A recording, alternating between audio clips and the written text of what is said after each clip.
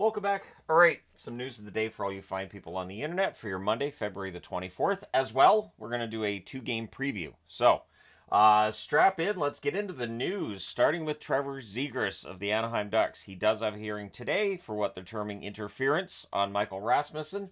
The Red Wings and their fans weren't very happy with him after the incident last night where Rasmussen got hurt. I haven't seen an update with Rasmussen at this point in time. So, yeah, Zegras is going to be suspended. It's not an in-person hearing, so it's not going to be a long suspension. My guess is 2 games. I figured 2 games, yeah, it's probably about right. And so we'll see how many games he ends up getting. You guys can let me know your thoughts in the comment section below, but I figure probably 2. Josh Morrissey returns tonight for the Winnipeg Jets against San Jose. He's been out with illness. He missed the championship game in Four Nations, and then the game with the Jets in their return to action against. That's not on the boards there, but he missed Saturday's game. And he will be back for tonight. So just the 1 game missed by him for the regular season. And so we'll see how things go, and we'll get into the preview in a bit here. Matthew Tkachuk is going to be out long term. It's believed to be a groin injury.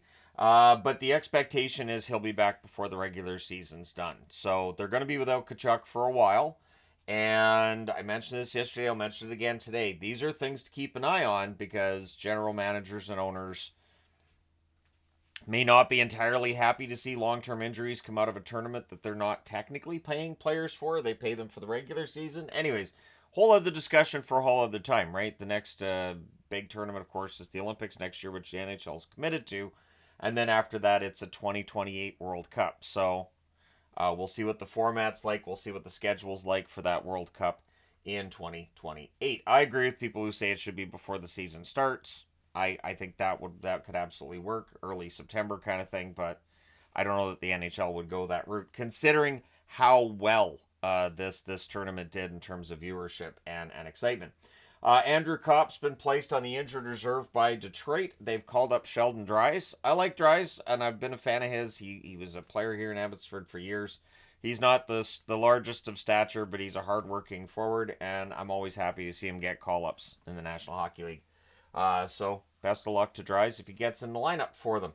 And I don't report on everybody that gets recalled and sent down because it is insane how many players daily get brought up and sent down that either never play in a game or guys get sent down and they don't miss a game, and it's all about the salary cap. It's all about maximizing the amount of cap space you have. So bouncing past the 2 games for the preview and going to Kirby Dach news. Dach isn't playing against Carolina tomorrow.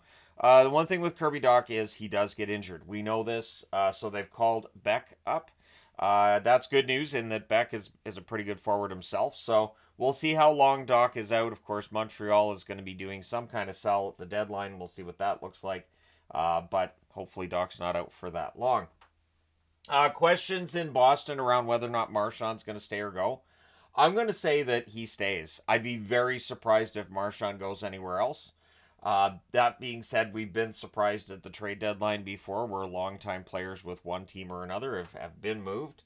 I think Marchand probably stays, though. I think that even though Boston will probably do some sort of a sell once we reach next Friday, I think Marchand stays, but we shall see. You guys can let me know your thoughts there. I can't see him playing anywhere else. I feel like he's supposed to be a Bruin until he retires. There's still a lot of uncertainty around Rantanen. Elliot Friedman provided sort of an update today that there's an offer that they've made to him, which gets into the $100 million plus range, but there hasn't been an agreement reached as of yet. So the idea that they'll hold on to him past the deadline is still there. There's still the option that they might trade him. And the idea would be simple. They paid a pretty hefty premium to Colorado to get Rantanen. You don't want to risk having Rantanen do the same thing to Carolina that Jake Gensel did last year. They brought Gensel in with the intention of re-signing him, and he did not re-sign, and they lost him for nothing. I think that's why there's the speculation around Rantanen, because Carolina isn't going to want to see that happen again. And if they're not going to be able to agree on a contract with Rantanen, you might be better off making that move. But we'll see what happens. I also want to throw in here, too, because I do see the comments about it. I'm not jumping on the hate train for Pettersson. Pettersson had a nice helper last night. I think he's struggling his way through, but I think the amount of hate that he gets on the daily is absolutely insane. And so yeah, I'm not jumping on that. I'm not going to be making videos about what's wrong with him and when are they going to trade him, because from everything that I've heard, there is no movement towards trading him. Anyways, the team's going to try to let him play his way through it. If a move's going to happen, it probably wouldn't happen until maybe the draft, maybe at the draft. I don't think they're going to move him before the deadline, and I'm not jumping on all the hate. I can see the efforts there. I get why people are all, ticked off with Pettersson, but I don't understand the daily hate, and it's every single day. And he sees it. So I'm not gonna jump on that train. It's just I'll wait for a different one. So does it have to be a hate train? Like does it have to? It feels like it kind of has to be in this day and age, doesn't it? Which is kind of sort of sad. Anyways, so yeah, it's not gonna happen here. It's just not gonna happen. All right, 2 games tonight in the National Hockey League, so pretty easy day. And so I may very well watch Raw.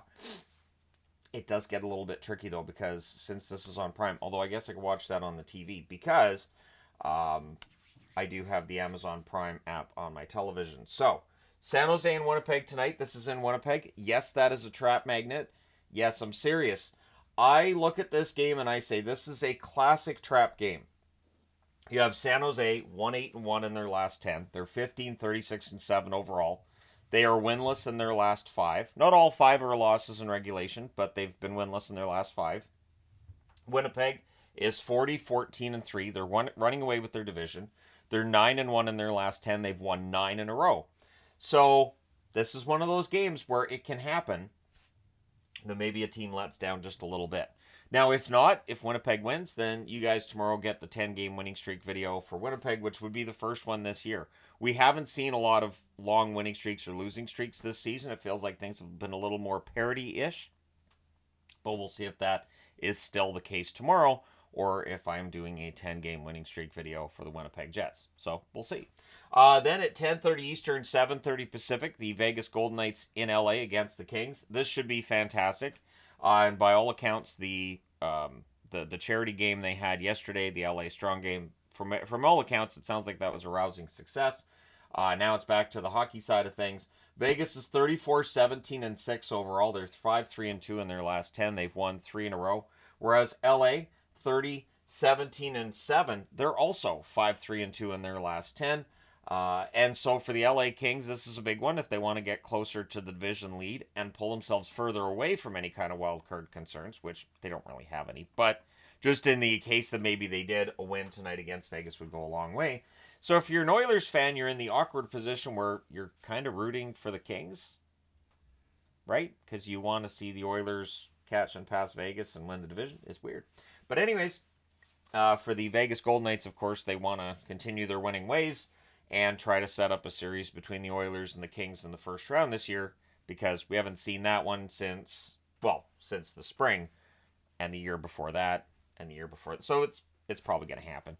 But let me know your thoughts in the comments section below, including your picks for tonight's games. Hit like and subscribe if you haven't done so already. Thank you guys so much for all your support as always. I will talk to you again soon.